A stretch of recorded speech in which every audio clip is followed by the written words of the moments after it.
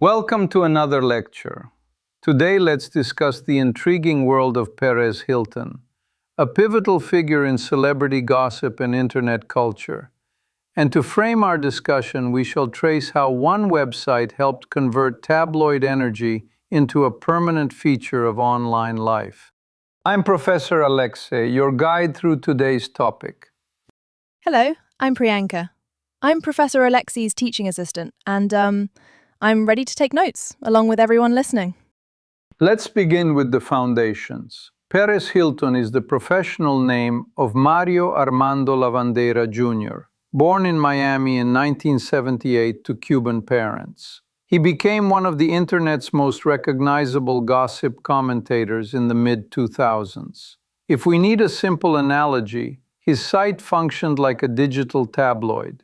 Rapid updates, sensational imagery, and a signature visual joke.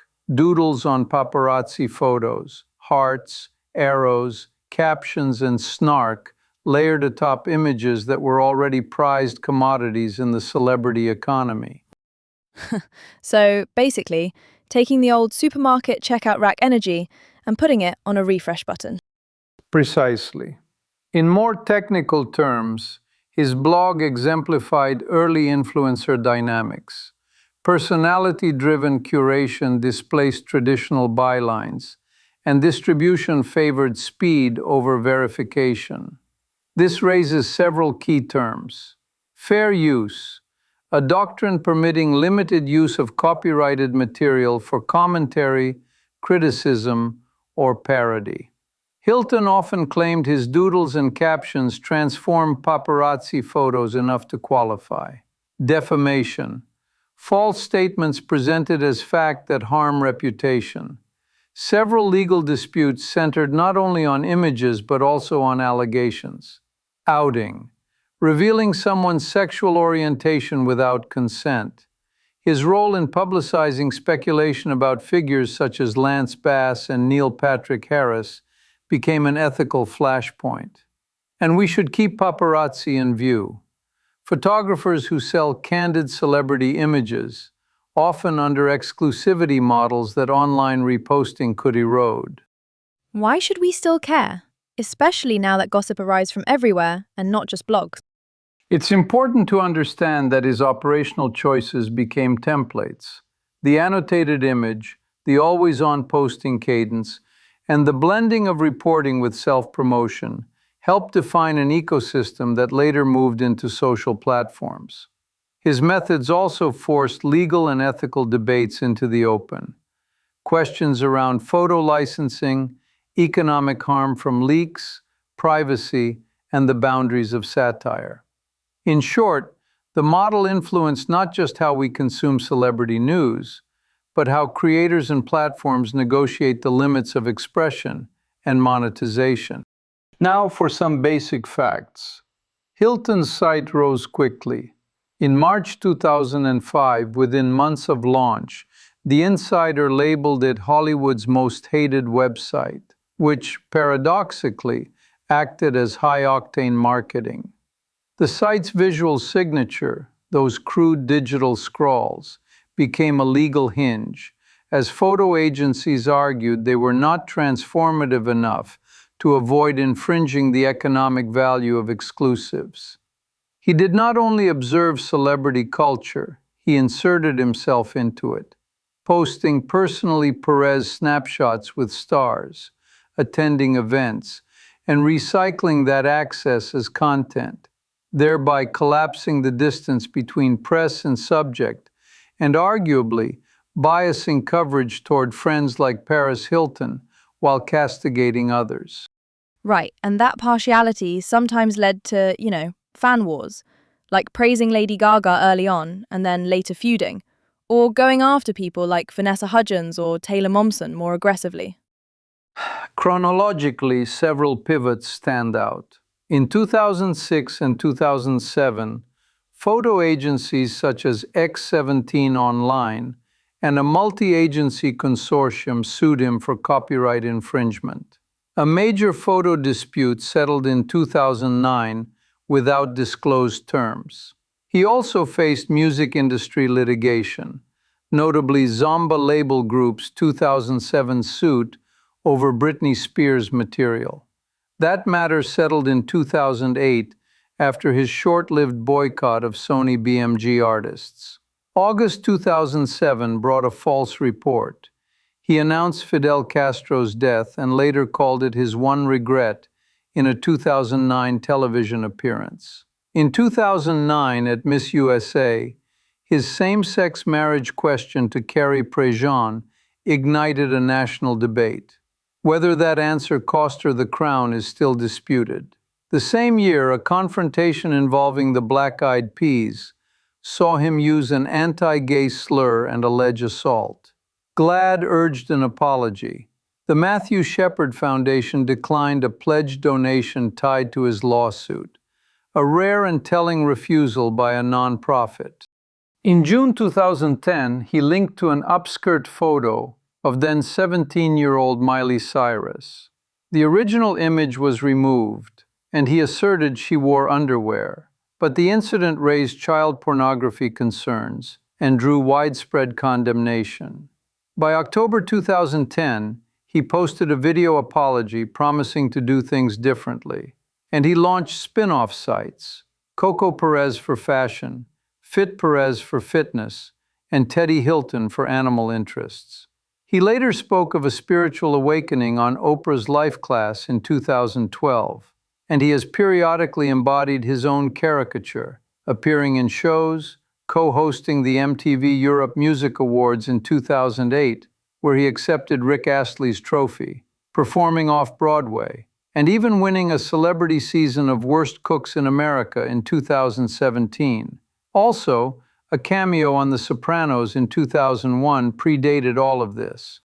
As a media operator, he wrote books, started a podcast with Chris Booker in 2015, ran YouTube channels, and had 3 children via surrogacy in 2013, 2015, and 2017. On platforms, there was a permanent TikTok ban in 2020 after building a large following. And in August 2026, a live-streamed self-harm crisis led to a suspension and an involuntary hold under Florida's Baker Act. Before we get to the complexities, a brief personal note. As someone who studies how information flows, I find his career an instructive experiment in the attention economy, a kind of laboratory demonstration showing how outrage spikes, licensing risks, advocacy, and remorse can coexist in one feed and still shape, for better or worse, what we all click next. Next, we will explore 3 significant questions regarding Perez Hilton's influence and actions. Each will illuminate a structural pressure point in digital media. Professor, may I ask something simple first? When we talk about outing, how did Perez Hilton's practice of outing celebrities impact the LGBTQ community and media ethics? It's crucial to understand that 2 ethical logics collided. One logic argued visibility accelerates normalization. Another insisted autonomy over disclosure is a core dignity interest, especially in industries where career penalties historically attach to queerness.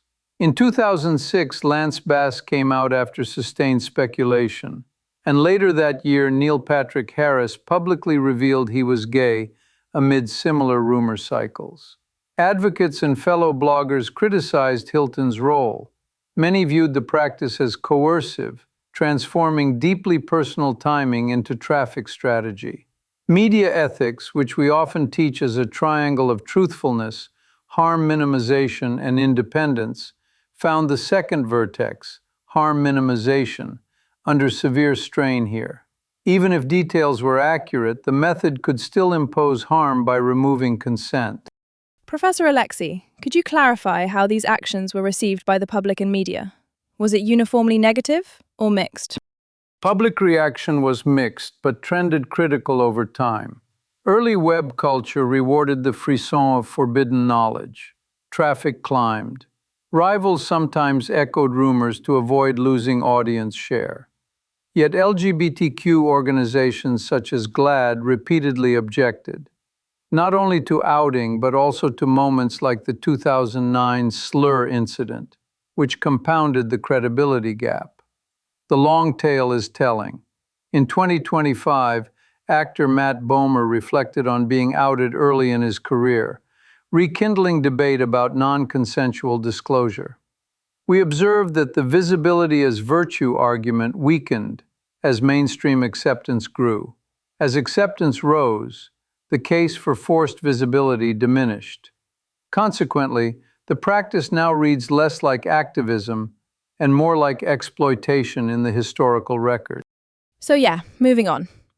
Can we consider the legal infrastructure next? Professor, what if Perez Hilton had never posted those altered paparazzi photos? How might this have affected the rise of influencer culture? Theoretically, we can infer a counterfactual, where image-driven scandal spreads more slowly. Those doodled photos were not merely decoration. They were a legal and cultural wedge. By asserting fair use via minimal transformation, Hilton stress-tested the boundary between commentary and substitution. Photo agencies responded with coordinated lawsuits. X17 Online in 2006, a multi-agency action in 2007, smaller claims even served abroad, signaling an effort to protect exclusivity economics. If he and imitators had abstained, two outcomes plausibly follow. First, the pace of gossip would decelerate because text-only posts carry less virality than images.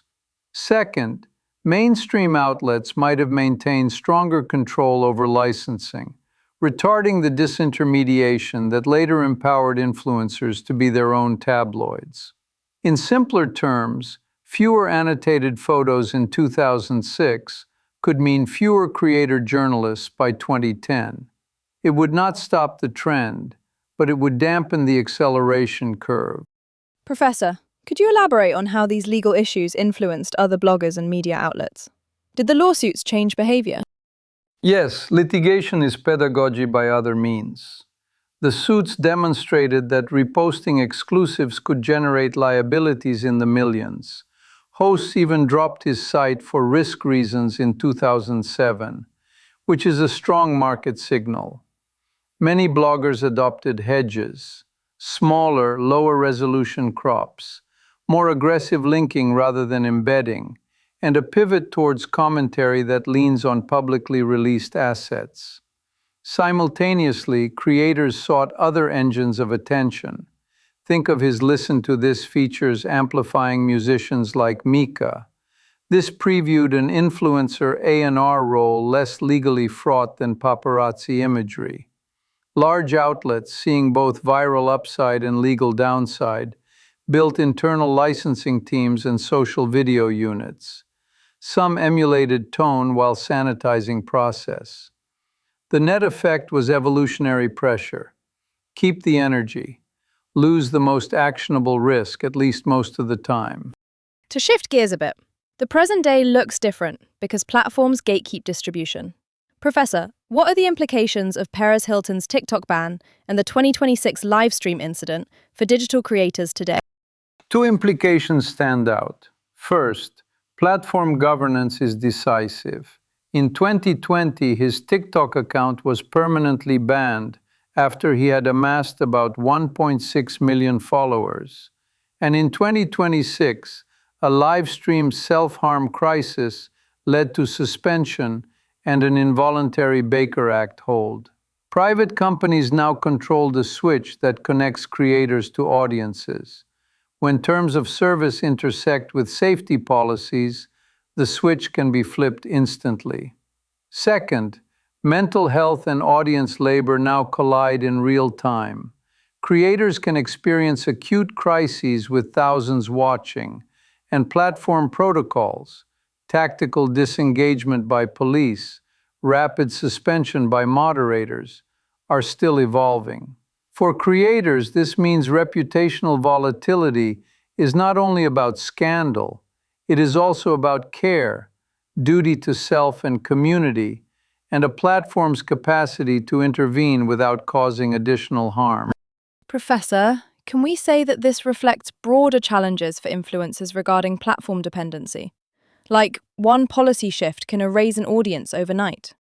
Clearly, The broader challenge is structural lock-in. Audience portability remains limited, so one enforcement action can compress reach to near zero. This incentivizes diversification, podcasts, newsletters, live events, as redundancy. It also suggests a research agenda. How do policy enforcement, crisis response, and algorithmic deprioritization co-produce an influencer's public narrative? We should also note the human dimension.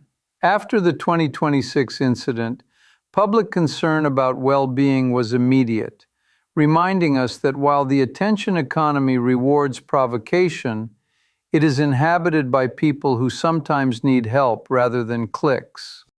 Before we close, a few disputed or instructive footnotes, briefly. His claim of about 8.8 million page views in a single day in July 2007 was publicly questioned. The Miss USA 2009 scoring remains debated. Accounts of who struck whom in the 2009 altercation diverge. The Miley Cyrus photo details were never conclusively resolved, and Lady Gaga's 2013 accusation of stalking was denied by Hilton with no legal resolution. In this context, we observe how uncertainty itself can become part of the brand's oxygen supply. So, I guess that kind of sums it up. A career that both surfed and shaped the waves of online culture, sometimes paying the price for speed, and sometimes forcing necessary conversations. To summarize, Perez Hilton is a pivotal figure in online celebrity culture whose annotated paparazzi images, hot take cadence, and self-insertion into events help define the influencer era. Our three questions traced: first, outing and ethics, contrasting visibility with autonomy. Second, fair use disputes and how they accelerated or might have slowed influencer culture. And third, platform bans and the implications for creator dependency and mental health. For further study, consider the broader impact of social media on traditional journalism, how newsroom standards adapt when the scoop appears first as a story, a meme, and a monetized short video. Thank you for joining us in this exploration. Thank you, Professor.